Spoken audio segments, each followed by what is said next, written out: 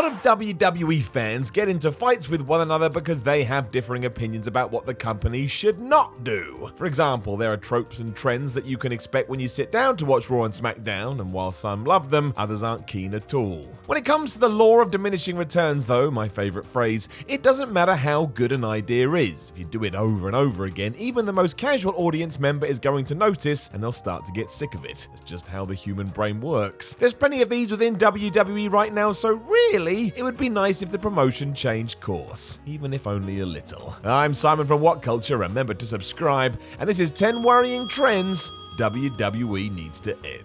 Number 10, roll-ups. The most powerful finisher in all of WWE, especially when it comes out of nothing. The roll-up is used constantly to get a result from a match but keep whoever lost strong. They weren't ready for this surprise, so used that 3-second count from the referee to try and work out what was happening before realizing they'd screwed it up. If you'd then like to ask the question how a wrestler kicks out of a superplex but not this, well, you're better off asking something else. Nobody has the answer. Again though, outside of the story, the reason is to protect both individuals because WWE doesn't want either of them to suffer. Makes sense in my head to just not put these people in a match in the first place, but what do I know? I am the bald-headed asshole. Take someone like Ali, however. In the summer of 2019, he was being built as a challenger to the IC title, but he did this by rolling then champion Shinsuke Nakamura up and hightailing it out of there. It was like he was terrified about what could happen. Why couldn't he just smash him with one of his big moves and stand there triumphant? If nothing else, it just happens too much these days, and it's not rare to see it happen multiple times on the same show. What are we even meant to do with that, and why aren't the wrestlers learning? Nobody knows. Number 9, social media madness. If we go back to July and August of 2019, WWE made a huge deal that Daniel Bryan was going to make a career-altering announcement on SmackDown. I was very excited about it, and it was revealed on social media, and after a couple of weeks of Bryan teasing he was gonna tell us, the whole thing was just dropped. That hurt, man. That hurt. If that had been a one and done, it probably wouldn't have been so bad, but it's a constant trend with WWE, especially when it comes to matches. You can see a tweet that says Wrestler X is taking on Wrestler Y later on, and then you watch the show and it never happens. There's numerous reasons as to why, the major one being an event gets rewritten, but it doesn't half make you start ignoring WWE's feeds. The weird thing is, we are so used to it, we just accept it. Suppose that's just wrestling, but it can't be fun if you're new to all of this. How build a brand new fan when you can't be trusted to deliver? If WWE are so unsure, it's probably best to just not do this or add a question mark to the post. Will Daniel Bryan make a big announcement later? Then when it doesn't happen, you just reply to your own tweet saying, no,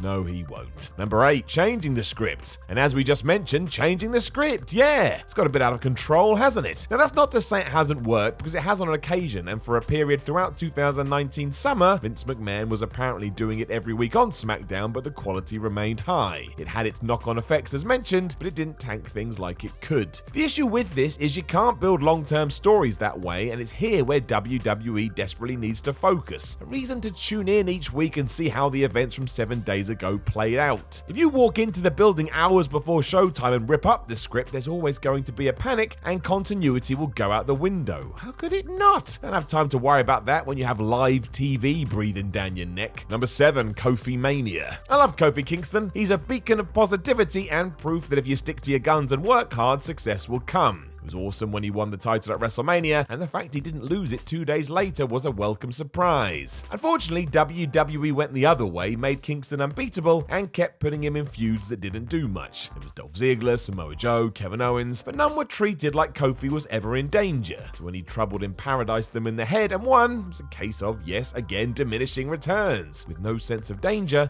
what are you even watching? SummerSlam changed that a bit as Randy Orton felt like a bigger challenge, but that ended in a double countout, and with Kofi beating up his opponent afterwards. WWE needs to start giving the New Day member true tests in order to cement himself as a great champion, and if not, take the belt off him and let Kofi chase it again. That's a far more interesting story, and it now feels a bit like we found ourselves in this position but don't know where to go. Number 6, NXT call-ups with no plan. Look at this list. The Authors of Pain, No Way Jose, Apollo Crews, EC3, Lars Sullivan, Heavy Machinery, The Viking Raiders, Sanity, Kairi Sane. All these people popped up on the main roster, and because they had no plan, they became also-rans before even being given a chance. It sucks anyway, but doubly so if you're a fan of these performers down at NXT and want to see them do well on Raw or SmackDown. There's never even a glimmer of hope. Triple H once said he didn't want to send anyone away from his promotion without a long-term idea, which likely means he's not in charge of this, but that's exactly what WWE needs to start doing. You may have a genuine star in your midst, but if they're thrown off a cliff within weeks of arriving, then you're never going to get anything other than emptiness. Thankfully, in wrestling, you're only one good push away from being back on top, but recently only Ricochet and Aleister Black seem to be in contention, and even then it's not like their booking has been stellar. It's almost as if WWE doesn't realize they employ these people. Number 5, the SAMI tally. If you watch Ups and Downs, you know what this is, but if not, let me fill you in. Mid-2019, I noticed that Sami Zayn not only never won, but that when he did lose, he lost unbelievably quickly. We started a tally to track this, and so far we have gone months and just been proved right over and over again. For well over 12 weeks, Sami would compete on Raw and SmackDown and lose. Throughout, he never really showed much offense either and looked like a chump. It happened so much, it's now officially a trend. WWE sees Sami as a loser to the point he will be inserted into fights just to take the fall as and when is needed. What happened after that pretty good comeback post WrestleMania 35? It's not like Zayn isn't talented either, but maybe that's the issue.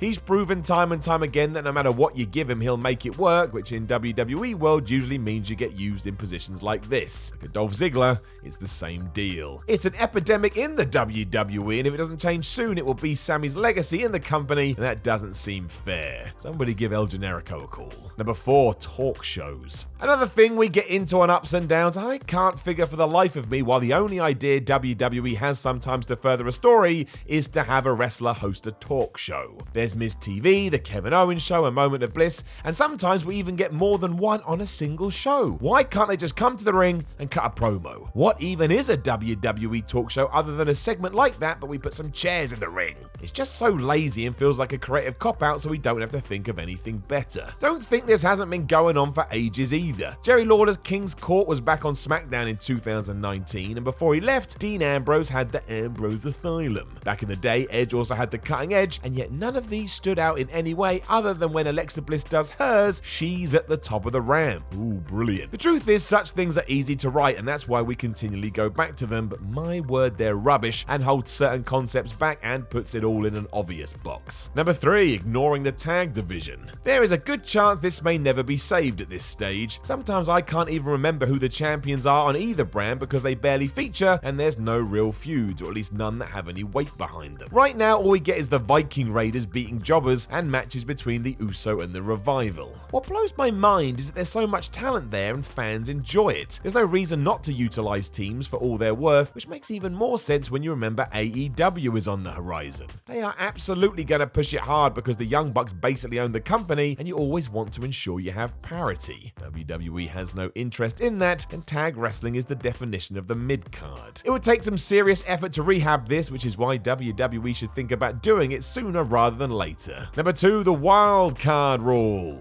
Rumor has it this is now dead, but it hasn't stopped WWE from using the rules without mentioning it. Elias, for example. He is on Raw and SmackDown most weeks, and it wasn't too long ago that we saw the Revival win and lose the 24/7 championship on Monday, and then defeat the Usos on a Tuesday. Like a Craig David song. Once again, I can't keep track on who is officially on what brand. If WWE doesn't care, why should I? The other huge problem with it was it just meant we saw the same names jumping around each week, which undermines what the word wildcard means anyway. Apparently WWE is looking to phase this out now, making it a failed experiment, but until guys have a permanent home, it's happening regardless whether you give it a name or not. It also stops other people from being pushed because there's no time to introduce them to an audience. Why do you think it took Buddy Murphy till August 2019 until he had an official match on SmackDown, despite the superstar shakeup going down in April?